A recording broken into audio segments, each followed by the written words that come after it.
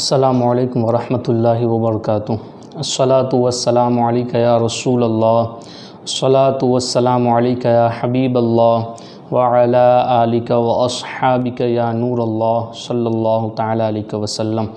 اللہ رب العزت نے قرآن مقدس کے اندر ارشاد فرمایا وَإِن تَعُدُّوا نِعْمَةَ اللَّهِ لَا تُحْصُوهَا، اگر تم اللہ کی نعمتوں کو شمار کرنا چاہو تو شمار نہیں کر سکتے۔ پتہ چلا کہ اللہ رب العزت نے ہمیں بے شمار نعمت عطا فرمائی ہے۔ انہی نعمتوں میں سے ایک بہترین نعمت وقت ہے، اور یہی وہ وقت ہے جس کے ذریعہ انسان کامیاب بھی بن جاتا ہے اور ناکام بھی ہو جاتا ہے۔ معاشرے کو تباہ و برباد کرنے کے بہت سارے ذرائع موجود ہیں، لیکن سب سے مؤثر ترین ذریعہ جو ہے وہ لوگوں کے فاضل وقت یعنی اسپیئر ٹائم کے اوپر قبضہ کر لینا ہے، اور قبضہ کیے ہوئے ٹائم کو اپنی مرضی کے مطابق بسر کرانا ہے۔ تاریخ ہمیں بتاتی ہے کہ قوموں کے عروج و زوال یعنی کامیابی اور ناکامی میں سب سے بڑا اہم کردار اگر کسی نے ادا کیا ہے تو وہ وقت نے ادا کیا ہے۔ جو قوم وقت کے ساتھ رہ کر کے زندگی گزارتی ہے، وقت انہیں کامیابی کی راہوں کا مسافر بنا دیا کرتا ہے، لیکن جو قومیں وقت کو ایک بیکار چیز سمجھ کر کے یوں ہی گواتی رہتی ہے تو وقت انہیں ذلیل و خوار کر دیا کرتا ہے، اور پھر ایسی قوم غلامی کی زندگی بسر کرنے پر مجبور ہو جاتی ہے، اور وقت کا ضیاع ان کے ہاتھوں میں کشکول گدائی تھما دیتا ہے۔ اس وجہ سے قرآن پاک کا مطالعہ کریں، احادیث طیبہ کا مطالعہ کریں تو اس کے اندر ہمارے لیے بہترین رہنمائیاں موجود ہے کہ وقت ہم نے کیسا گزارنا ہے۔ دو مقامات قرآن پاک کے اندر ایسے بتائے گئے ہیں جن مقامات پر پہنچنے کے بعد انسان وقت کے ضائع ہونے پر سخت شرمندگی کا احساس کرتا ہے۔ پہلا مقام اللہ رب العزت نے قرآن پاک کے اندر بیان فرمایا کہ جب انسان کی جاں کنی کا وقت ہوتا ہے، جب انسان کی نزع کا وقت ہوتا ہے، اس وقت انسان رب تبارک و تعالیٰ سے، اس وقت بندہ رب تبارک و تعالیٰ سے عرض کرتے ہوئے کہتا ہے ربنا اخرنا الی اجل قریب نجب دعوتک ونتبع الرسل، مولا میری موت کو تھوڑی دیر کے لیے مؤخر کر دیں تاکہ میں دنیا میں جا کر کے تیری دعوت بھی قبول کروں اور تیرے رسولوں کی اتباع بھی کر سکوں۔ آگے دوسری جگہ پر اللہ رب العزت نے ارشاد فرمایا رب ارجعونی لعلی اعمل صالحا فیما ترکت، اے مولا مجھے دنیا کے اندر واپس بھیج دے تاکہ میں نے جو کچھ دنیا کے اندر چھوڑا ہے اس کے اندر اعمال صالحہ کر سکوں۔ اللہ رب العزت ارشاد فرمائے گا کلا، یہ ہرگز نہیں ہو سکتا ہے۔ اب آپ اندازہ لگائیں، یہ ایک مقام ہے جہاں پہنچ کر کے انسان کو وقت کے ضائع ہونے پر سخت شرمندگی کا احساس ہوگا۔ دوسرا مقام اللہ رب العزت نے بیان فرمایا ہے اس وقت درپیش ہوگا جب اہل جنت خوشی خوشی جنت کی طرف جا رہے ہوں گے اور اہل جہنم کو جہنم کی طرف گھسیٹا جا رہا ہوگا، تو دوزخیوں کے دل کے اندر صرف ایک ہی خواہش اور ایک ہی تمنا ہوگی، کاش ہمیں دنیا کے اندر صرف ایک لمحے کے لیے بھیج دیا جائے تاکہ ہم اس لمحے کے اندر بہترین کام کر سکے تو اللہ رب العزت ہمارے لیے بخشش کا سامان تیار کر دے۔ اللہ رب العزت نے یہاں پر ارشاد فرمایا وَلَوْ تَرَىٰ إِذِ الْمُجْرِمُونَ نَاكِسُو رُءُوسِهِمْ عِنْدَ رَبِّهِمْ رَبَّنَا أَبْصَرْنَا وَسَمِعْنَا فَارْجِعْنَا نَعْمَلْ صَالِحًا إِنَّا مُوقِنُونَ، اور اگر آپ دیکھیں تو ان پر تعجب کریں گے کہ جب مجرم لوگ اپنے رب کے حضور سر جھکائے ہوں گے اور کہیں گے اے ہمارے رب، ہم نے سن بھی لیا ہے اور ہم نے دیکھ بھی لیا ہے، بس اب ہمیں دنیا میں واپس لوٹا دے کہ ہم نیک عمل کر سکیں، بے شک ہم یقین کرنے والے ہیں۔ آپ اندازہ لگائیں، یہ وہ دو مقامات ہیں جہاں پر پہنچ کر کے رب ارشاد فرماتا ہے کہ بندے کو وقت کے ضائع ہونے پر سخت شرمندگی کا احساس ہوگا۔ اس وجہ سے اپنی زندگی کو غنیمت سمجھے، وقت کی قدر کرے، وقت کی اہمیت کو سمجھیں اور بہترین وقت کو گزاریں۔ وقت کی قیمت کا اندازہ اس سے بھی ہو سکتا ہے کہ قرآن مجید کے اندر اللہ رب العزت نے جگہ جگہ پر وقت کی قسم یاد فرمائی ہے، اور وہ مالک و مختار ہے جس کی چاہے قسم یاد فرمائے،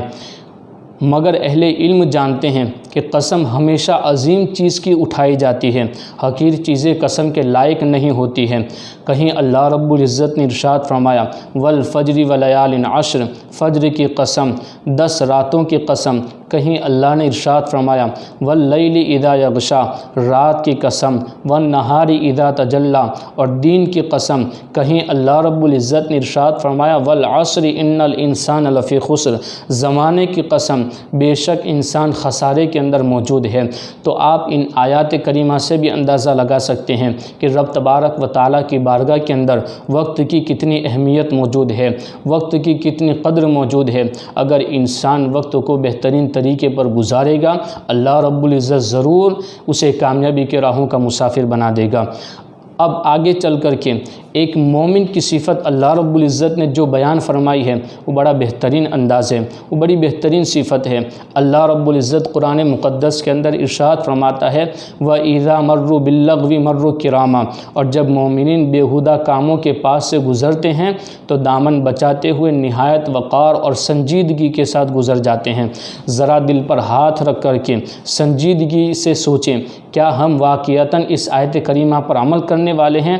ایسا ہے نہیں ہے۔ ہم میں سے کتنے لوگ وقت کو ضائع کر رہے ہیں۔ بیشتر لوگوں کا حال یہ ہے کہ ان کا سارا وقت انٹرنیٹ کے اوپر گزر رہا ہوتا ہے اور غیر مفید ماہناموں اور فحش لٹریچر کے مطالعے کی نظر ہو جاتا ہے۔ اس کے علاوہ بھی بہت سارے طریقے ہیں جن سے ہم اپنے وقت کی بربادی میں مدد لے رہے ہوتے ہیں۔ آقا کریم صلی اللہ علیہ وسلم نے ارشاد فرمایا ان اللہ یبغض کل جعذری جواز سخاب بالاسواق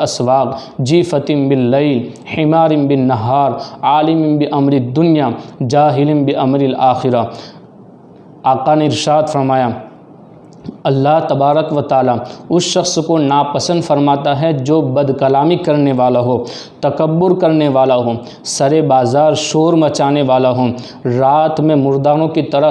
سویا رہنے والا ہو اور دن میں گدھوں کی طرح مارا پھرنے والا ہو اور دنیاوی کاموں کا ماہر ہو مگر آخرت کا جاہل ہو۔ آقا ارشاد فرماتے ہیں یہ وہ شخص ہے جسے اللہ رب العزت ناپسند فرماتا ہے۔ دوسرے مقام پر آقا نے ارشاد فرمایا روزانہ صبح جب سورج طلوع ہوتا ہے تو اس وقت دن یہ اعلان کرتا ہے اے دنیا میں بسنے والوں، اگر آج کوئی اچھا کام کرنا ہے تو کر لو، اس وجہ سے کہ آج کے بعد میں کبھی پلٹ کر کے نہیں آنے والا، آج کے بعد میں کبھی پلٹ کر کے نہیں آنے والا۔ تو آپ اس سے بھی اندازہ لگا سکتے ہیں کہ وقت کی اہمیت آقا کریم صلی اللہ علیہ وسلم کی نگاہ مقدسہ کے اندر بھی کتنی ہے، وقت کی قدر کتنی ہے، حتیٰ کہ جنتیوں کو جنت کے اندر کسی چیز کی حسرت نہیں ہوگی۔ لیس یتحسر اہل الجنت، یعنی جنت میں اہل جنت کو کسی چیز کی کوئی حسرت نہیں ہوگی، لیکن اگر انہوں نے اپنی زندگی کا کوئی لمحہ اللہ کی یاد سے آباد کیے بغیر گزار دیا ہوگا تو اس کی حسرت انہیں جنت میں بھی ستائے گی۔ ان احادیث طیبہ اور ان آیات کریمہ سے پتہ چلا کہ اللہ رب العزت نے ہمارے لیے وقت کو ایک بہترین نعمت کے طور پہ ہمیں عطا فرمایا ہے، تو ہمارے لیے ضروری ہے کہ وقت کی قدر کریں، وقت کی اہمیت کو سمجھیں۔ اسی وجہ سے جب ہم اپنے بزرگان دین کی زندگی کا مطالعہ کرتے ہیں تو پتہ چلتا ہے کہ انہوں نے اپنے زندگی کے ایک لمحے کی حفاظت کی تھی، اور جب انہوں نے اپنی زندگی کے ایک لمحے کی اور وقت کی حفاظت کی اور قدر کی تو اللہ رب العزت نے انہیں بہترین کامیابی کی راہوں کا مسافر بنا دیا، اور جب انہوں نے وقت کی قدر کی اللہ نے انہیں کامیابی بھی عطا فرمائی، اور ایسی بہترین کامیابی عطا فرمائی کہ دنیا دیکھ کر کے حیران رہ گئی۔ حضرت عمر بن عبدالعزیز، ان کو کون نہیں جانتا ہے، یہ 5ویں خلیفہ راشد ہیں۔ حضرت عمر بن عبدالعزیز رحمۃ اللہ تعالیٰ علیہ ارشاد فرماتے ہیں ان اللیل والنہار یعملان فیک فاعمل فیہما، یعنی دن اور رات تم میں اپنا کام کرتے ہیں تو تم بھی ان میں اپنا کام کر لیا کرو۔ آپ سے کسی نے ایک مرتبہ کہا حضور یہ کام کل تک مؤخر کر دیجئے، آپ نے ارشاد فرمایا میں ایک دن کا کام بمشکل کر لیتا ہوں، پھر اگر آج کا کام میں نے کل پر چھوڑ دیا تو 2 دن کا کام ایک دن کے اندر کیسے کر سکوں گا۔ آپ سوچے تو صحیح، جب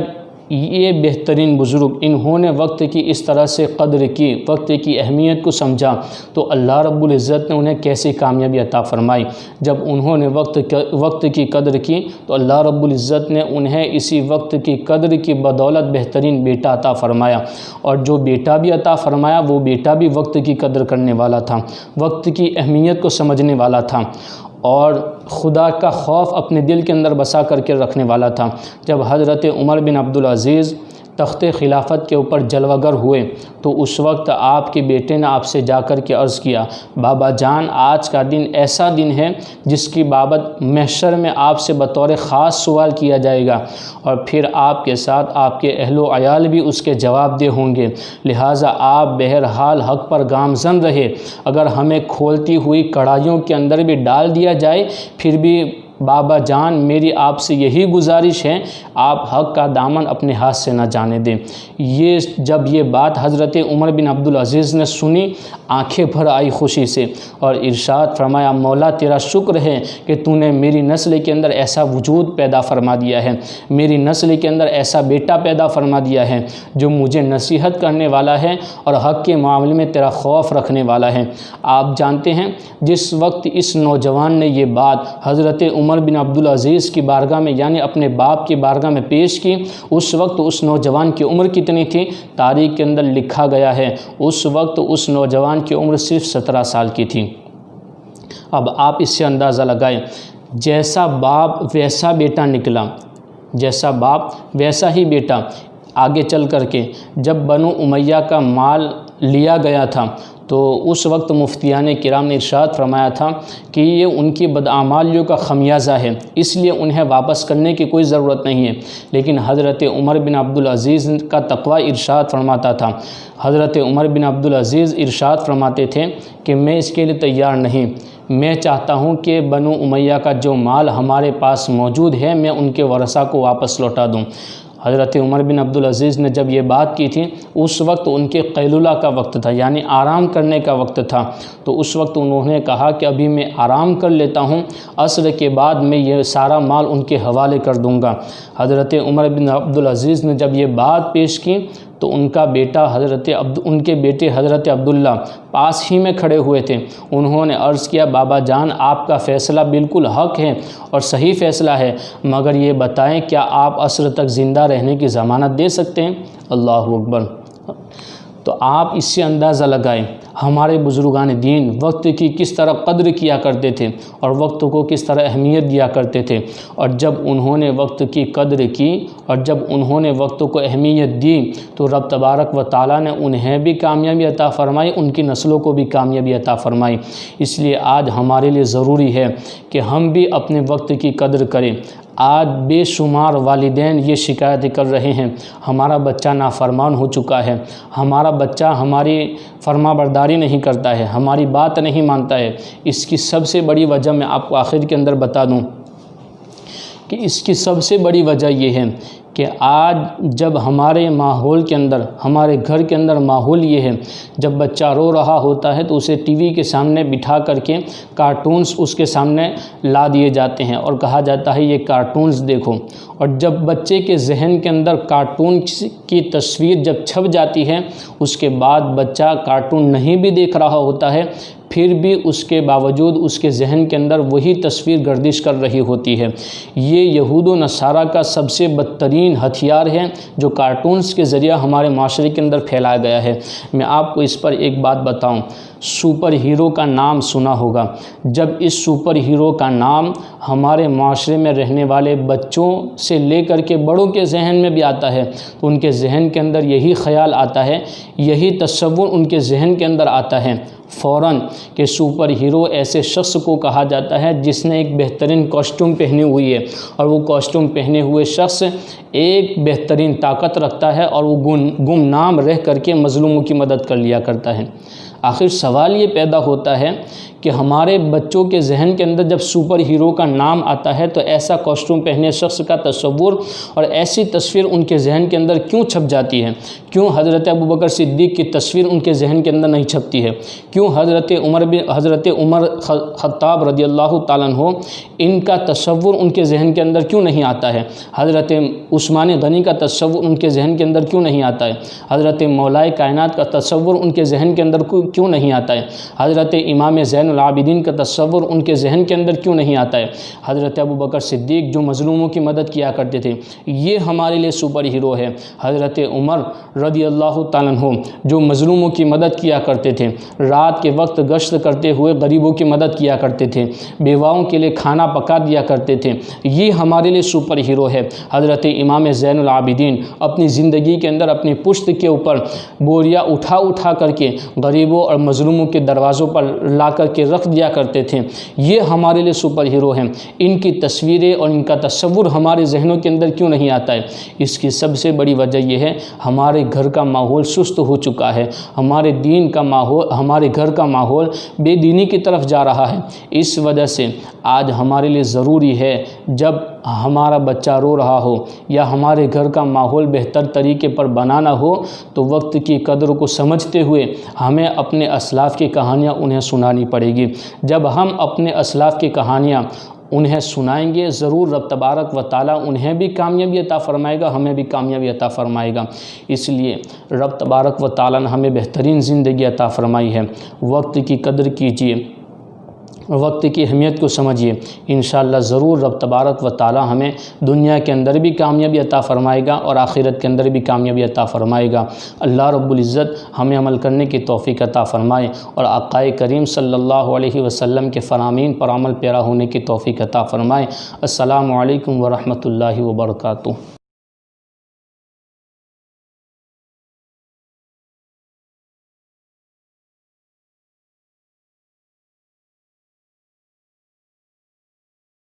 یہ خصوصی گزارش ہے آپ کو کہ آپ اس بیان کو خود بھی سنیں اور پھر اس کو اپنے تک محدود نہ رکھیں، اپنے تمام دوست احباب اور رشتہ داروں کو بھی یہ پیغام ضرور پہنچائیں۔ اور اگر آپ نے حصول علم دین کے لیے صحیح ذریعہ اپنایا تو یہ صحیح ذریعہ آپ کو صحیح علم دے گا اور وہ صحیح علم آپ کو صحیح عمل کی طرف مائل کرے گا۔ علم دین ہے، لہذا غور کرو اپنا دین۔ سے آنے والی کتابوں میں بد مذہب اور بد عقیدوں کی کتابیں بھی بڑی تعداد میں کے امام کہہ رہے ہیں، اور آج عوام یہ کہہ رہی ہے کہ نہیں جی ہم تو تحقیق کرتے ہیں، ہم تو سنتے ہیں، دیکھتے ہیں کون کیا کہتا ہے، ہم تو سننا پڑے گا ہمیں سیدنا سعید بن جبیر ہیں جو اپنے انگلے کو انگوٹھی پر رکھ کر کہتا ہے لا نصف کلمتی، بد مذہب کی آدھی بات میں بھی میں سننا نہیں چاہتا۔ محمد ابن سیرین کہتا ہے بد مذہب کی زبان سے میں قرآن کی آیت اور حدیث رسول بھی سننا نہیں چاہتا۔ الحمدللہ رب العالمین والصلاة والسلام علی سید الانبیاء والمرسلین وعلی آلہ واصحابہ اجمعین، اما بعد فاعوذ باللہ من الشیطان الرجیم، بسم اللہ الرحمن الرحیم۔ یا ایہا الذین آمنوا ان جاءکم فاسق بنبأ فتبینوا ان تصیبوا قوما بجہالۃ فتصبحوا علی ما فعلتم نادمین۔ صدق اللہ العلی العظیم وصدق رسولہ النبی الکریم۔ الصلاۃ والسلام علیک یا رسول اللہ، الصلاۃ والسلام علیک یا حبیب اللہ، الصلاۃ والسلام علیک یا نبی اللہ، وعلی آلک واصحابک یا نور اللہ، صلی اللہ تعالی علیہ وسلم۔ ایس ڈی آئی مرکز نوری تربیتی سینٹر جمبو سر کے زیر اہتمام آج کی یہ محفل منعقد ہیں، اور خصوصیت کے ساتھ آج کے اس پروگرام کے ذریعہ ہم ایک اہم پیغام دین کا آپ تک پہنچانا چاہتے ہیں۔ آج کی ہماری گفتگو کا موضوع ہے بے دین سے علم دین حاصل کرنا کیسا۔ میرے امام امام اہل سنت امام احمد رضا خان محدث بریلوی علیہ الرحمہ ارشاد فرماتے ہیں، سونا جنگل رات اندھیری چھائی بدلی کالی ہے، سونے والوں جاگتے رہیو چوروں کی رکھوالی ہے۔ سونا جنگل رات اندھیری چھائی بدلی کالی ہے، سونے والے جاگتے رہیو چوروں کی رکھوالی ہے۔ دوستان محترم، آج چونکہ سوشل میڈیا کا دور ہے اور اس دور میں کثرت کے ساتھ بد عقیدے اور بد مذہب لوگ اپنی بد مذہبی اور بد عقیدگی پھیلانے میں مصروف ہیں، اور ہماری عوام اہل سنت اور بعض پڑھے لکھے لوگ دانستہ یا غیر دانستہ ان کے افکار و نظریات سے متاثر ہو کر بد عقیدگی کی طرف مائل ہو جاتے ہیں۔ یہی بنیاد ہے کہ آج یہ دین کا اہم پیغام آپ تک پہنچانا ضروری سمجھا گیا۔ آپ دیکھیں، امام اہل سنت امام احمد رضا محدث بریلوی علیہ الرحمہ نے خصوصیت کے ساتھ مسلمانان ہند کی ترقی اور عروج کے لیے ایک رسالہ تحریر فرمایا، جس کا نام ہے تدبیر فلاح و نجات و اصلاح۔ اس میں امام اہل سنت امام احمد رضا محدث بریلوی علیہ الرحمہ نے خصوصیت کے ساتھ مسلمانان ہند کے لیے 4 اصول ذکر فرمائیں، اور پھر ان 4 اصولوں میں مسلمانان ہند کی کوتاہی ذکر کی، اور پھر اس کا تدارک کیسے کیا جائے اس کی تدبیریں ذکر فرمائیں۔ تمام اہل علم سے خصوصیت کے ساتھ اس بات کی گزارش ہے کہ وہ اس رسالے کا ضرور مطالعہ کریں۔ فتح رضویہ شریف کی 29ویں جلد میں یہ رسالہ موجود ہیں اور صرف چند صفحات پر مشتمل ہیں۔ چونکہ آج کی ہماری گفتگو کا موضوع بے دین سے علم دین حاصل کرنا کیسا، اس وجہ سے ہم ان 4 اصولوں پر تو گفتگو نہیں کر سکتے۔ آج ہماری گفتگو اپنے موضوع کے اعتبار سے امام اہل سنت کے ذکر کردہ 4 اصول پر ہے۔ امام اہل سنت ارشاد فرماتے ہیں، رابعاً، سب سے زیادہ اہم، سب کی جان، سب کی اصل اعظم وہ دین متین تھا جس کی رسی مضبوط تھامنے نے اگلوں کو ان مدارج عالیہ پر پہنچایا، 4 دانگ عالم میں ان کی ہیبت کا سکہ بٹھایا، نان شبینہ کے محتاجوں کو بلند تاجوں کا مالک بنایا، اور اسی کے چھوڑنے نے پچھلوں کو یوں چاہے ذلت میں گرایا۔ فَإِنَّا لِلَّهِ وَإِنَّا إِلَيْهِ رَاجِعُونَ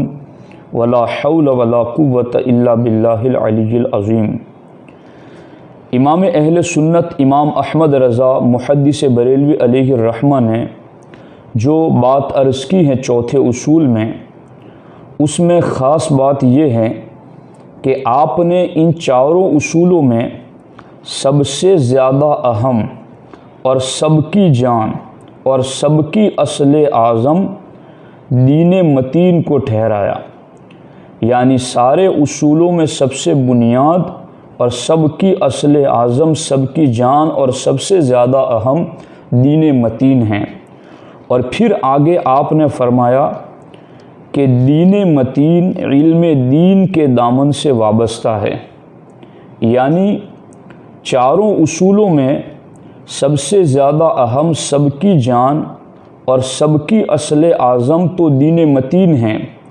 اور پھر دین متین علم دین کے دامن سے وابستہ ہے۔ پتہ چلا کہ ان 4 اصولوں میں سب سے زیادہ اہم اور اصل الاصول ان 4 اصولوں میں بھی جو ہے وہ ہے دین متین، اور پھر دین متین علم دین کے دامن سے وابستہ ہے، یعنی علم دین جتنا مضبوط ہوگا اتنا ہی ہمارا دین مضبوط ہوگا۔ اسی لیے ہمارے نبی علیہ الصلوۃ والسلام نے بھی ارشاد فرمایا، العلم حیات الاسلام، علم اسلام کی زندگی ہیں۔ تو امام اہل سنت فرماتے ہیں کہ یہ 4 اصول جو کہ مسلمانان ہند کی ترقی کی بنیاد ہیں، ان 4 اصولوں میں بھی سب سے زیادہ اہم، سب کی جان، سب کی اصل اعظم دین متین ہیں، اور پھر دین متین علم دین کے دامن سے وابستہ ہے۔ تو معلوم یہ ہوا کہ علم دین میں جتنی پختگی آئے گی اتنی ہی پختگی ہمارے اور آپ کے دین اور عقائد میں آئے گی، عملیات میں آئے گی، اور پھر آگے دیگر اصولوں پر عمل کرنا ممکن ہو سکے گا۔ تو پتہ یہ چلا کہ اصل الاصول ہے علم دین حاصل کرنا۔ اب یہ علم دین کس طرح حاصل کیا جائے گا؟ علم دین کے حاصل کرنے کے ذرائع اور اسباب کیا ہیں، اور پھر علم دین کے حصول کے ذرائع اور اسباب کا درست اور صحیح ہونا کتنا ضروری ہے، کیونکہ اگر آپ نے حصول علم دین کے لیے غلط ذریعہ اپنا لیا تو پھر اس کے ذریعہ جو علم بھی آپ تک پہنچائے گا وہ آپ کو گمراہیت میں مبتلا کر دے گا، اور اگر آپ نے حصول علم دین کے لیے صحیح ذریعہ اپنایا تو یہ صحیح ذریعہ آپ کو صحیح علم دے گا، اور وہ صحیح علم آپ کو صحیح عمل کی طرف مائل کرے گا، اور پھر یہ علم اور عمل مل کر کے آپ کو جنت کی راہ پر گامزن کر دیں گے۔ تو اصل چیز ہے حصول علم دین کے لیے صحیح ذریعہ اختیار کرنا، اور اسی کی طرف توجہ دلائی ہے روایتوں میں، خصوصیت کے ساتھ مشکاہ شریف میں کتاب العلم میں یہ روایت موجود ہیں جو حضرت سیدنا امام محمد ابن سیرین رضی اللہ تعالیٰ عنہ کی روایت سے مذکور ہیں۔ آپ فرماتے ہیں ان ھذا العلم دین فانظروا عمن تأخذون دینکم، یعنی علم دین ہے، علم دین ہے، لہذا غور کرو اپنا دین کس سے حاصل کرتے ہو۔ یعنی اے اہل ایمان، اس علم کو محض علم سمجھ کر ہر کہیں سیکھنے کے لیے بیٹھ نہ جانا، بلکہ یہ علم بھی دین ہی ہیں۔ تو پھر تم غور و فکر کر لو عمن تأخذون دینکم، کہ تم اپنا دین کس سے سیکھ رہے ہو، کیا ذریعہ ہے، کیا سبب ہیں، کس ذریعے سے یہ علم آپ سیکھ رہے ہو۔ پتہ چلا کہ اس روایت کے ذریعہ صحیح ذریعہ علم اپنانے کی ہمیں تاکید کی گئی ہے کہ ہم علم دین حاصل کرنا چاہیں تو اس کو یوں نہیں کہ جیسے کالج میں، یونیورسٹی میں، اسکول میں کہ کوئی بھی استاد ہو، کسی بھی مذہب اور فرقے سے تعلق رکھنے والا ہو، اس سے کوئی بھی کتاب دنیاوی علوم کی پڑھ لیتے ہیں، تو ایسے دین کے علم کی بھی کتاب کسی سے بھی پڑھ لیں، اس میں کیا ہوتا ہے۔ جیسا کہ آج کل بہت سارے اہل سنت و جماعت عوامی طبقے سے جو تعلق رکھتے ہیں وہ یہ کہتے ہیں ہمیں بچوں کو قرآن ہی پڑھانا ہے، ہم کسی سے بھی پڑھا لیں، قرآن ہی تو پڑھنا ہے، نماز ہی تو پڑھنی ہے، کسی کے بھی پیچھے پڑھ لیں۔ تو آپ غور کریں، یہ حضرت سیدنا محمد ابن سیرین ہم تک روایت یہ پہنچا رہے ہیں کہ باقی دنیاوی علوم اور علم دین میں بڑا فرق ہے۔ ان ھذا العلم دین، یہ علم بھی دین ہے۔ فانظروا عمن تأخذون دینکم، تو خوب جانچ پرکھ لو، خوب غور و فکر کر لو، خوب تحقیق کر لو کہ تم کس ذریعے سے اپنا دین سیکھ رہے ہو۔ اس حدیث کی تشریح میں حضرت علامہ علی قاری رحمۃ اللہ تعالی علیہ ارشاد فرماتے ہیں المراد الاخذ من العدول والثقات، یعنی عادل اور ثقہ ذریعے سے علم دین حاصل کرو۔ عادل اور ثقہ کسے کہتے ہیں؟ اس کی تشریح میں خود علامہ علی قاری رحمۃ اللہ تعالی علیہ فرماتے ہیں صاحب التقوی والدیانتی، یعنی عادل اور ثقہ کون ہیں؟ تو پرہیزگار اور دیانت دار، یہ عادل اور ثقہ ہیں۔ یعنی جو مومن اور مومنہ پرہیزگار اور دیانت دار ہیں وہ ہیں ثقہ اور عادل، اور وہ اس لائق ہیں کہ ان سے علم دین سیکھا جائے، چونکہ علم دین بھی دین ہی ہیں۔ اور اسی حدیث کی شرح میں حضرت مفتی احمد یار خان نعیمی رحمۃ اللہ تعالی علیہ ارشاد فرماتے ہیں مرآۃ المناجح میں، بے دین عالم سے حاصل کیا ہوا علم بے دینی ہی دے گا۔ آج لوگ بے دینوں سے تفسیر و حدیث پڑھ کر بے دین ہو رہے ہیں۔ فرمان کے ساتھ فیضان ضروری ہیں۔ آپ دیکھیں، پتہ چلا ان باتوں سے کہ حصول علم یہ دین متین کی بھی بنیاد ہیں، اور پھر حصول علم کے لیے صحیح ذریعہ علم بہت زیادہ ضروری ہیں۔ اب یہ ذرائع علم کتنے ہیں؟ تو ذرائع علم بہت زیادہ ہیں۔ اس بارے میں امام اہل سنت امام احمد رضا محدث بریلوی علیہ الرحمہ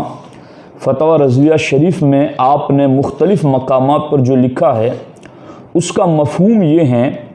کہ علم دین حاصل کرنے کا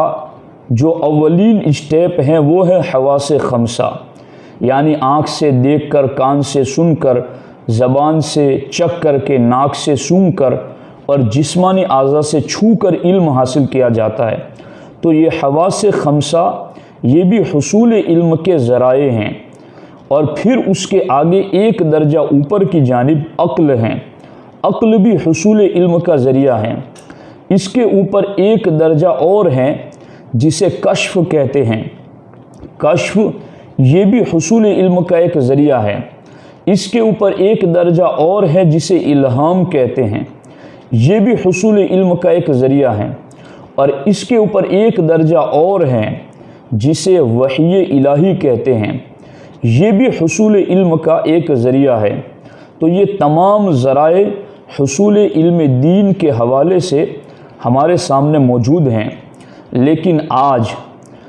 ہم حالات زمانہ کے اعتبار سے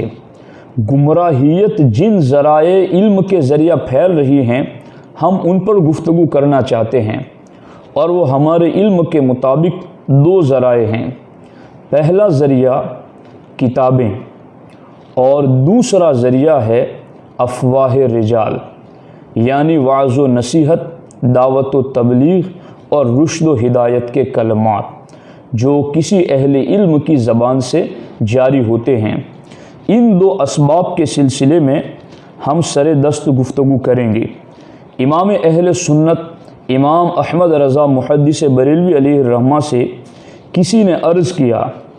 کہ کتب بینی ہی سے علم حاصل ہوتا ہے، یعنی صرف کتابوں کو دیکھنے ہی سے علم حاصل ہوتا ہے؟ تو اس پر امام اہل سنت نے جواب میں ارشاد فرمایا، یہی کافی نہیں بلکہ علم افواہ رجال سے بھی حاصل ہوتا ہے، یعنی علم لوگوں کی زبان سے نکلنے والے جملے اور کلمات کے ذریعہ بھی حاصل ہوتا ہے۔ تو سر دست ہم ان دو ذرائع پر گفتگو کرنا چاہتے ہیں کہ کتاب اور افواہ رجال۔ ان میں پہلی بات ہے کتاب۔ تو اس سلسلے میں عرض یہ ہے کہ کسی زمانے میں کتابوں کی دستیابی یہ بہت کٹھن مرحلہ ہوا کرتا تھا۔ مہنگی قیمت لگا کر کتابیں خریدی جاتی اور اس کے بعد اس کا مطالعہ کیا جاتا، یا پھر لائبریریوں کے چکر لگانے پڑتے اور بمشکل کتابیں ہاتھ آتی۔ لیکن آج کے اس سوشل میڈیا کے دور میں درجنوں لائبریریاں نیٹ پر بنی ہوئی ہیں، جن میں سے ہر ایک میں ہزاروں کتابیں موجود ہیں۔ نہایت ہی آسانی کے ساتھ معمولی کوشش سے ہزاروں کتابیں ہم تک پہنچ جاتی ہیں۔ لیکن آپ جانتے ہیں جہاں کثرت آتی ہے اس کثرت میں کچھ نہ کچھ قلیل ایسا بھی آ جاتا ہے جو خیر پر مشتمل نہیں ہوتا ہے۔ اسی طرح سے ان کثرت سے آنے والی کتابوں میں بد مذہب اور بد عقیدوں کی کتابیں بھی بڑی تعداد میں پھیل رہی ہیں، جن کے پڑھنے سے لوگ گمراہ ہوتے ہیں اور لوگوں کو گمراہ بھی کر رہے ہیں۔ تو کیا ان کتابوں کا پڑھنا ہمارے لیے مناسب اور جائز ہے؟ اس سلسلے میں ہمیں کیا کرنا چاہیے؟ اس سلسلے میں حضرت سیدنا عمر ابن خطاب رضی اللہ تعالیٰ عنہ کے حوالے سے یہ روایت کتابوں میں موجود ہیں۔ اللہ کے رسول صلی اللہ تعالیٰ علیہ وسلم کی بارگاہ میں حضرت سیدنا عمر ابن خطاب رضی اللہ تعالیٰ عنہ تورات کا نسخہ لے کر حاضر آئے، بنسخۃ من التورات، تورات کا نسخہ لے کر حاضر آئے۔ فقال، اور حضرت عمر نے کہا، ہذہ نسخۃ من التورات، فسکت، حضور یہ تورات کا ایک نسخہ ہے،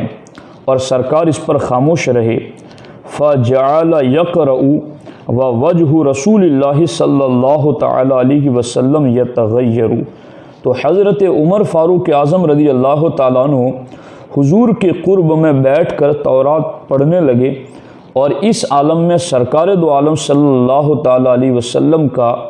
چہرہ مبارک ناراضگی کی وجہ سے متغیر یعنی چہرے کا رنگ بدلنے لگا۔ حضرت سیدنا صدیق اکبر رضی اللہ تعالیٰ عنہ نے دیکھا تو حضرت عمر سے کہا،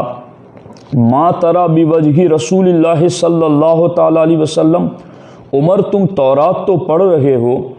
مگر اللہ کے رسول علیہ السلام کا چہرہ نہیں دیکھ رہے ہو۔ با الفاظ دیگر ہمیں یہ بھی نصیحت ملی، کتاب پڑھیں مگر چہرے مصطفیٰ دیکھ کر پڑھیں، یعنی حضور علیہ السلام کی تعظیم اور ادب کو ملحوظ رکھتے ہوئے پڑھیں۔ فنظر عمر الی وجہ رسول اللہ صلی اللہ تعالیٰ علیہ وسلم، تو حضرت عمر نے سرکار دو عالم صلی اللہ تعالیٰ علیہ وسلم کے رخ زیبا کی طرف دیکھا اور کہا، اعوذ باللہ من غضب اللہ و غضب رسولہ، اللہ کے غضب اور اللہ کے رسول کے غضب سے میں اللہ کی پناہ چاہتا ہوں۔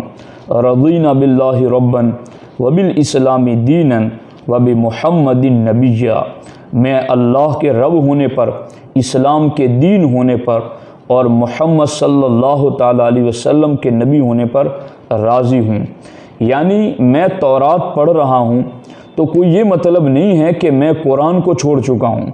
یا میں امام الانبیاء صلی اللہ تعالیٰ علیہ وسلم کی پیروی چھوڑ چکا ہوں، بلکہ میں اللہ کے رب ہونے پر، اسلام کے دین ہونے پر اور حضور آپ کے نبی ہونے پر راضی ہوں۔ پھر سرکار نے فرمایا، والذی نفسی بیدہ لو بدأ لکم موسیٰ فاتبعتموہ وترکتمونی لضللتم عن سواء السبیل، اس ذات کی قسم جس کے قبضے قدرت میں میری جان ہے، اگر آج موسیٰ علیہ السلام بھی ہوں اور تم میری اتباع چھوڑ کر ان کی اتباع کرنے لگو تو سیدھے راستے سے بھٹک جاؤ گے۔ لو کان حیا ادرک نبوتی لاتبعنی، اگر آج وہ زندہ ہوتے اور میری نبوت کا زمانہ پاتے تو ضرور میری اتباع کرتے۔ آپ اندازہ لگائیں، اس سے اللہ کے رسول صلی اللہ تعالیٰ علیہ وسلم نے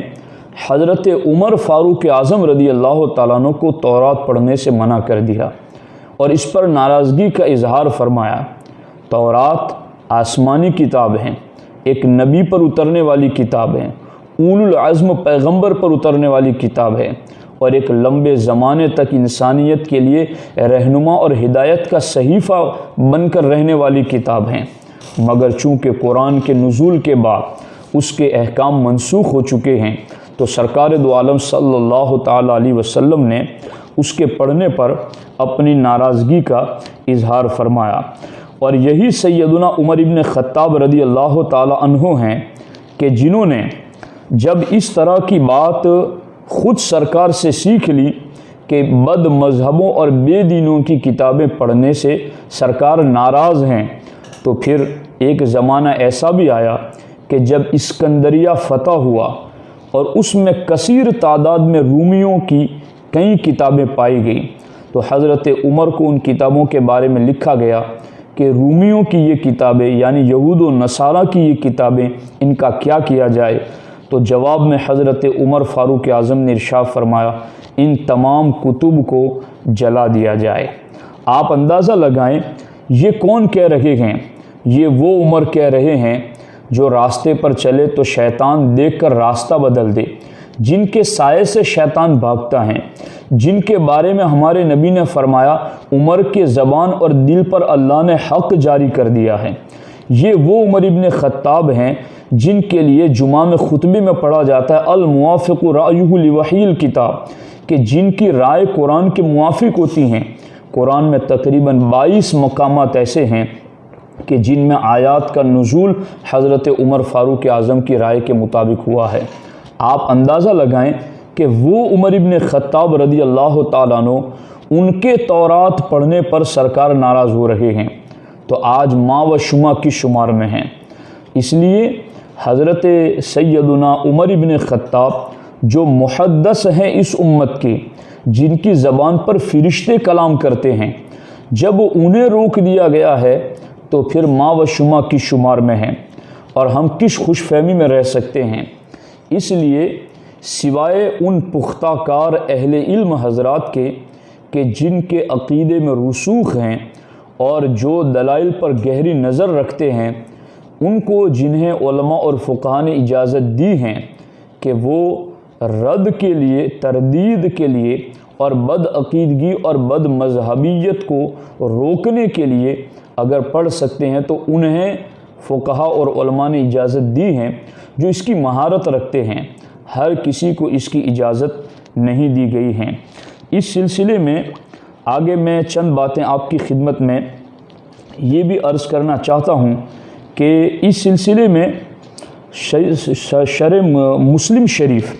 جو کہ صحیح بخاری شریف کے بعد جس کا مرتبہ اصح الکتب کا ہے، اور بعض علماء نے اس کو بخاری سے بھی زیادہ کا درجہ دیا ہے، اس صحیح مسلم شریف میں امام مسلم نے مقدمہ مسلم میں اس روایت کو ذکر کیا ہے۔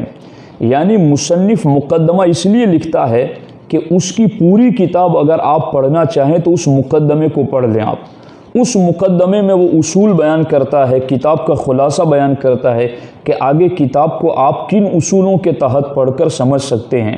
تو حضرت امام مسلم رضی اللہ تعالی عنہ مقدمہ صحیح مسلم میں اس روایت کو ذکر کرتے ہیں کہ حضرت سیدنا امام محمد ابن سیرین رضی اللہ تعالیٰ عنہ جو کہ تابعی ہیں اور حضرت سیدنا انس ابن مالک رضی اللہ تعالیٰ عنہ کے شاگرد ہیں، وہ فرماتے ہیں لم یکونوا یسألون عن الاسناد فلما وقعت الفتنة قالوا سموا لنا رجالکم، یعنی پہلے اسناد کے تعلق سے تفتیش نہیں ہوتی تھی، یعنی یہ حدیث کون بیان کر رہا ہے تو بیان کرنے والے کے حوالے سے کوئی تحقیق اور تفتیش نہیں ہوتی تھی۔ فلما وقعت الفتنة، لیکن جب فتنہ برپا ہو گیا خوارج کا اور روافض کا تو پھر کیا ہوا؟ قالوا، تو پھر کہا جاتا اور کہتے سموا لنا رجالکم، کہ اگر تم حدیث ہمیں سنانا چاہتے ہو تو پہلے اپنے راویوں کے بارے میں بتاؤ کہ تمہارے راوی کون سے ہیں۔ فَيُنظَرُ إِلَىٰ أَهْلِ السُّنَّةِ فَيُؤْخَذُ حَدِيثُهُمْ، اگر اہل سنت و جماعت اس حدیث کو روایت کرنے والے ہوتے فَيُؤْخَذُ حَدِيثُهُمْ، تو ان کی حدیث کو قبول کر لیا جاتا۔ وَيُنظَرُ إِلَىٰ أَهْلِ الْبِدْعِ فَلَا يُؤْخَذُ حَدِيثُهُمْ، اور اگر اس حدیث کو روایت کرنے والا کوئی بد مذہب اور بد عقیدہ ہوتا فلا یؤخذ حدیثہم، تو پھر اس کی روایت کو قبول نہیں کرتے۔ یہ کون کہہ رہے ہیں؟ یہ سیدنا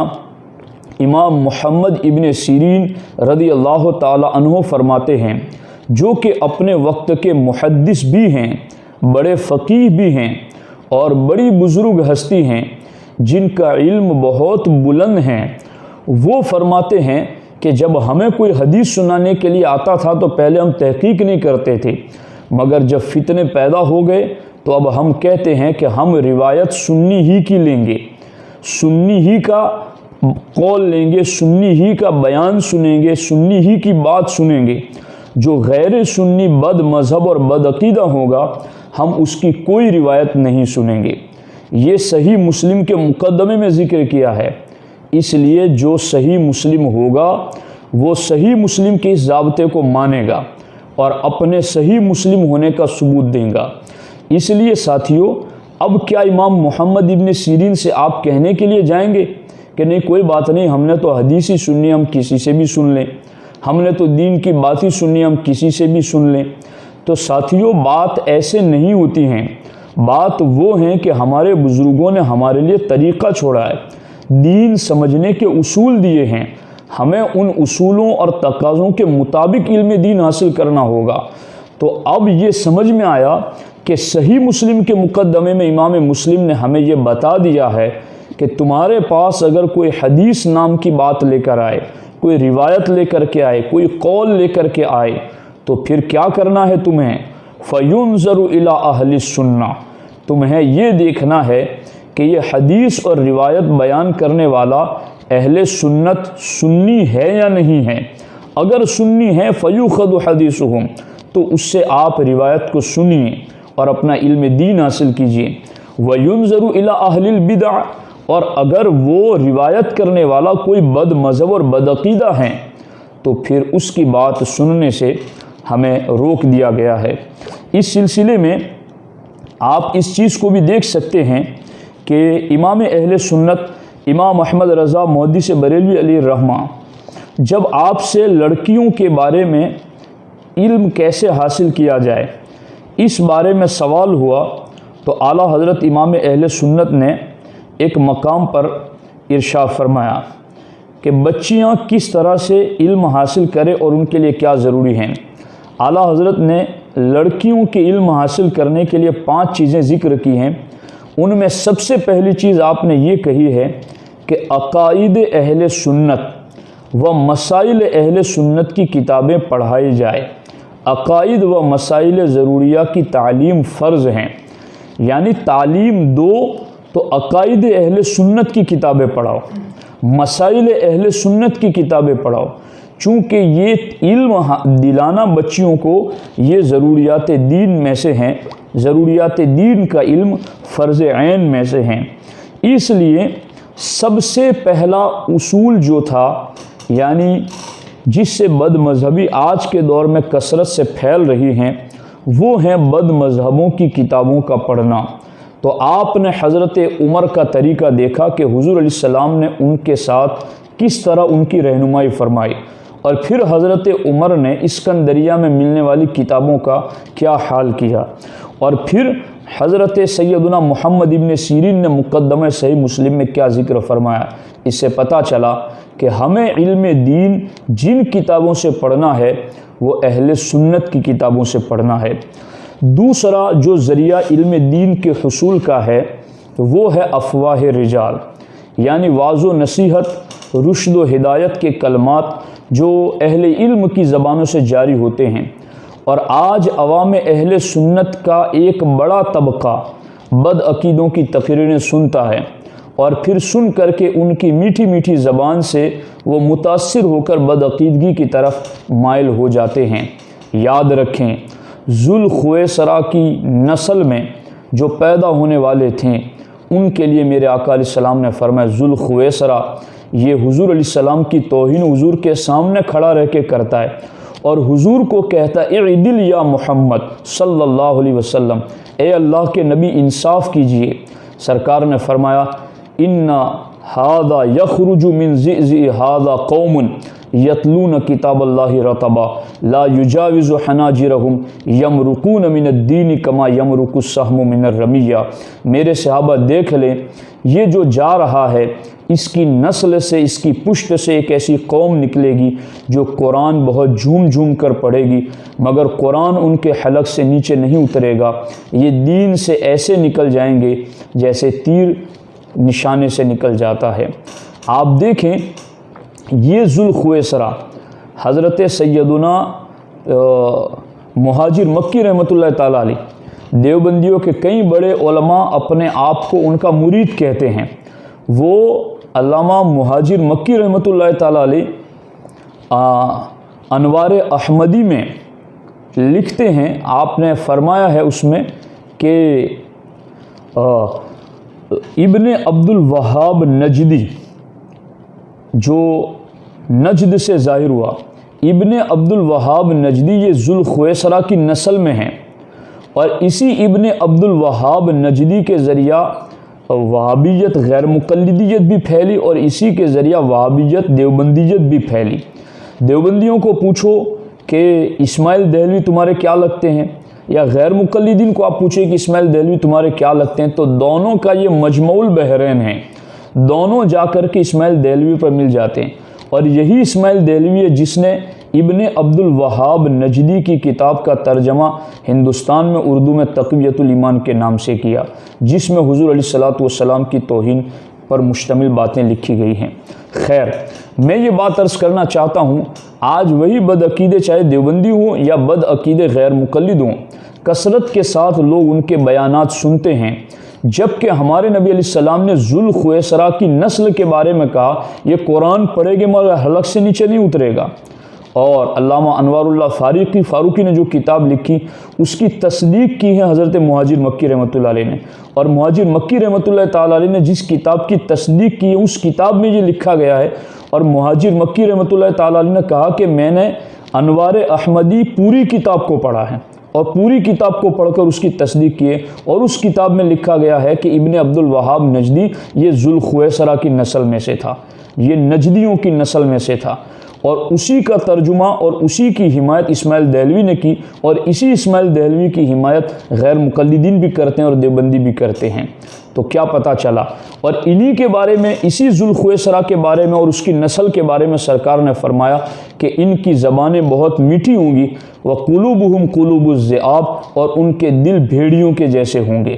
تو خیر، اس پر ایک تفصیلی گفتگو ہم کبھی کریں گے۔ سر دست میں یہ عرض کرنا چاہتا ہوں کہ یہ جو آج نیٹ پر بیٹھ کر کے بدعقیدے گفتگو کرتے ہیں اور ہمارے سنی ان کی باتوں کو سن کر ان کے پھندے میں آ جاتے ہیں، تو حصول علم کا یہ ذریعہ، یعنی افواہ رجال، اہل علم کی زبانوں سے علم حاصل کرنا، اس میں بھی ضروری ہے کہ آپ صرف اہل سنت و جماعت کی تقریریں سنیں، ان کے بیانات سنیں، اور ان کے بیانات سن کر اپنے عقیدے اور عمل کی اصلاح کریں۔ اس سلسلے میں میں آپ کی خدمت میں دو باتیں عرض کرنا چاہتا ہوں، اور وہ یہ ہیں۔ پہلی بات تو یہ ہے کہ حضرت سیدنا سعید بن جبیر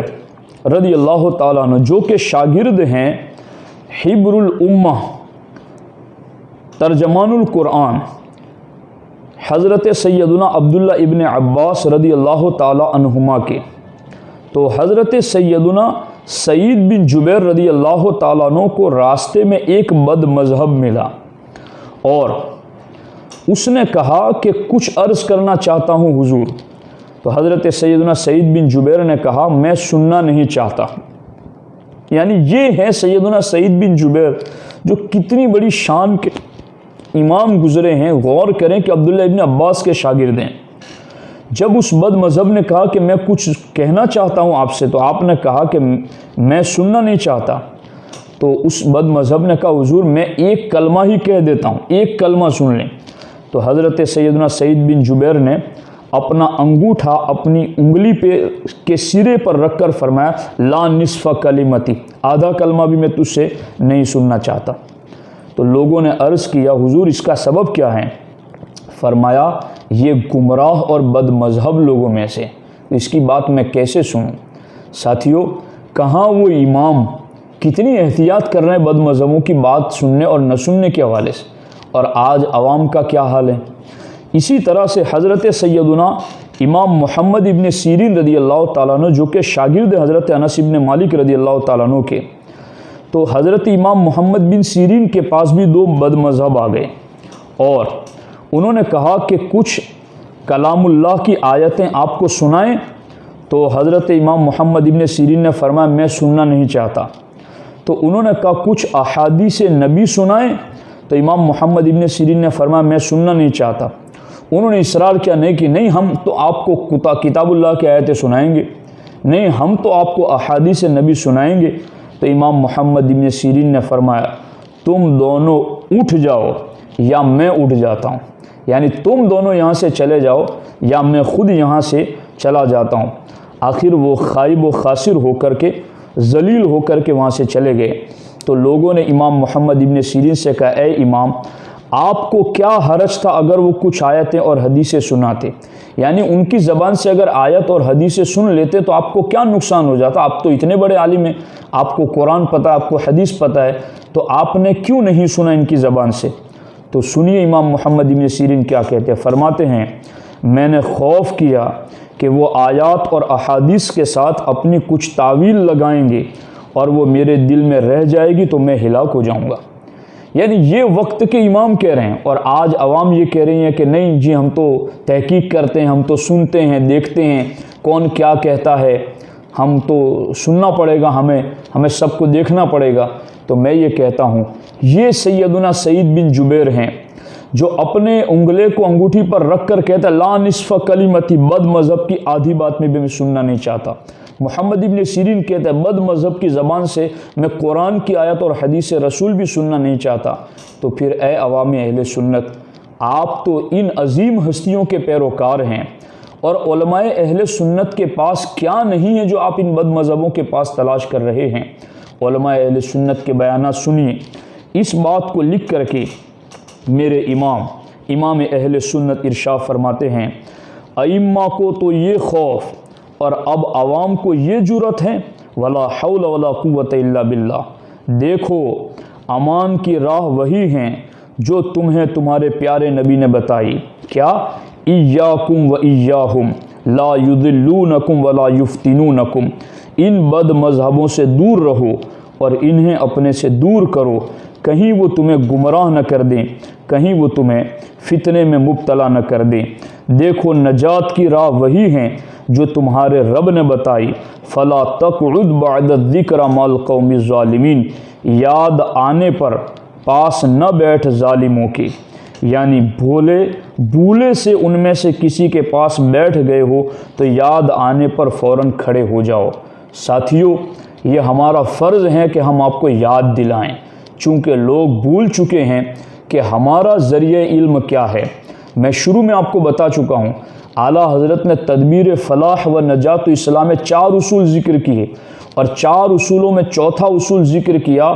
کہ سب سے زیادہ اہم، سب کی جان، سب کی اصل اعظم دین متین ہے، اور دین متین علم دین کے دامن سے وابستہ ہے، اور پھر علم دین صحیح ذریعہ علم سے آئے گا، اور صحیح ذریعہ علم علماء اہل سنت ہیں، اور علماء اہل سنت کی کتابیں ہیں۔ اس لیے ضرورت اس امر کی ہے کہ علماء اہل سنت کی کتابوں کو پڑھا جائے اور اس کا مطالعہ کیا جائے، اور علماء اہل سنت کے بیانات سنے جائے، اور بد عقیدوں کے بیان سے اپنے آپ کو بچایا جائے۔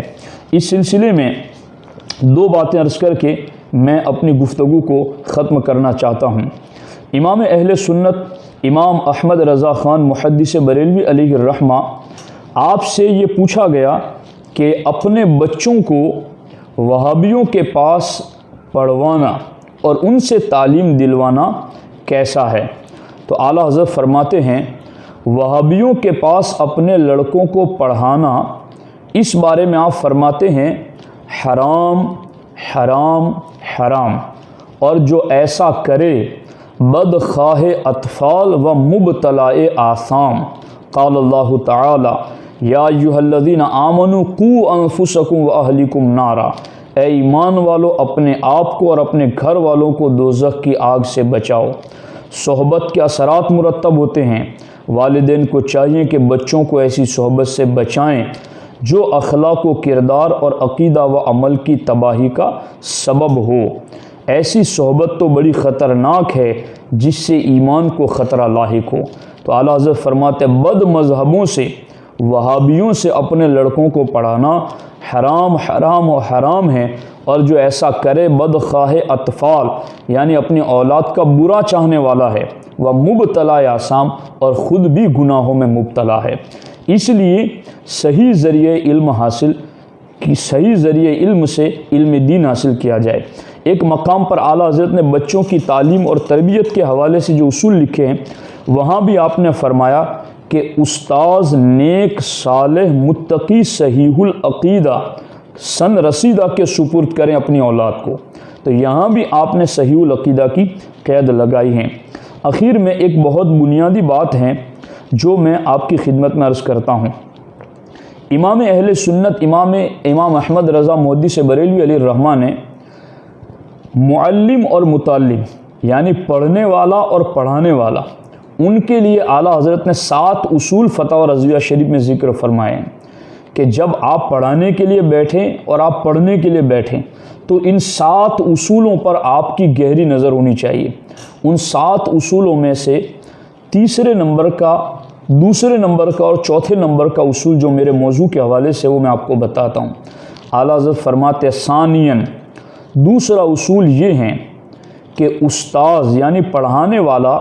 عقائد حقہ اسلامیہ سنیہ سے بروجہ کمال واقف و ماہر اور اثبات حق و ازحاق باطل پر بعونہ تعالی قادر ہو، ورنہ قلوب طلباء کا تحفظ نہ کر سکے گا۔ یعنی پڑھانے والا بھی سنی عقائد سے کمال طور پر واقف ہوں اور بد مذہبوں کا رد کرنے اور حق کو ثابت کرنے کی کامل صلاحیت رکھتا ہو، ایسا بندہ ہو تو اسے استاذ بناؤ۔ ہر کسی کو استاذ نہ بنا لو، چونکہ آج کے دور میں استاذ بنا لیتے ہیں تو استاذ جہاں بد مذہبیت کی طرف مائل ہوتا ہے تو پھر اس کے شاگرد بھی اسی طرف چل پڑتے ہیں۔ تو آپ جس کو استاذ بنائے وہ استاذ کیسا ہونا چاہیے وہ بھی ہمارے امام نے بتایا ہے کہ استاذ عقائد حقہ اسلامیہ سنیہ سے بروجہ کمال واقف و ماہر اور اثبات حق و ازحاق باطل پر بعونہ تعالی قادر ہوں، ورنہ قلوب طلباء کا تحفظ نہ کر سکے گا۔ اور چوتھا اصول اعلیٰ حضرت فرماتے ہیں متعلم کے بارے میں، یعنی پڑھنے والے کے بارے میں، فرماتے ہیں متعلم کو یعنی استاذ کو کہہ رہے ہیں کہ متعلم کو، پڑھنے والے کو قبل تعلیم خوب جانچ لیں کہ پورا سنی صحیح العقیدہ ہے۔ یعنی پہلے تو استاذ کے بارے میں کہا کہ استاذ سنی عقائد پر کامل طریقے پر واقف اور ماہر ہو، اور پھر آگے کہا کہ اے استاذ جب تم پڑھاؤ کسی طالب علم کو تو جانچ کر لو تعلیم دینے سے پہلے کہ طالب علم پورا سنی صحیح العقیدہ ہے۔ تو اب کیا پتہ چلا کہ علم دین حاصل کرنے کے لیے صحیح العقیدہ، عادل اور ثقہ ذریعہ ہونا ضروری ہے۔ اس لیے بد مذہبوں کی کتابوں سے بھی پرہیز کریں اور بد مذہبوں کے بیانات سے بھی پرہیز کریں۔ اگر یوں ہم ان بد مذہبوں کی باتیں سننے سے پرہیز کریں گے جیسا کہ ہمارے اکابر علماء اور محدثین نے کیا، حالانکہ ان کے پاس تو بڑا علم تھا مگر پھر بھی انہوں نے پرہیز کیا، اگر آج یوٹیوب کے ذریعہ، واٹس ایپ کے ذریعہ، اسی طرح سے دیگر ذرائع کے ذریعہ جو کلپیں ہم تک بد مذہبوں کی بھیجی جاتی ہیں، کاش کہ کوئی سنی ایسا بھی تو نکلیں جو سامنے سے لکھ کر بھیجے کہ میں بد مذہب کی تقریر نہیں سنتا، میں وہابی گمراہ دیوبندی کی تقریر نہیں سنتا، میں سنی صحیح العقیدہ عالم دین کی تقریر سنتا ہوں۔ اگر یہ ذہن اور یہ رویہ آپ کے دل و دماغ میں آئے گا تو سعید بن جبیر اور محمد ابن سیرین کے طریقے پر آپ چلیں گے۔ اللہ رب العزت کی بارگاہ میں دعا ہے رب ذوالجلال ہم سب کو ان باتوں پر عمل کی توفیق عطا فرمائے۔ اللہ رب العزت نوری تربیتی سینٹر کو سراپا نور بنائے، اور اللہ رب العزت ہمارے اس مشن میں جتنے بھی معاونین ہیں، بالخصوص ہمارے ساتھی جو محنتیں کرتے ہیں، وقت نکالتے ہیں، اللہ سب کو دارین کی سعادتیں عطا فرمائے۔ میرا یہ خصوصی گزارش ہے آپ کو کہ آپ اس بیان کو خود بھی سنیں اور پھر اس کو اپنے تک محدود نہ رکھیں، اپنے تمام دوست احباب اور رشتہ داروں کو بھی یہ پیغام ضرور پہنچائیں۔ السلام علیکم ورحمۃ اللہ وبرکاتہ۔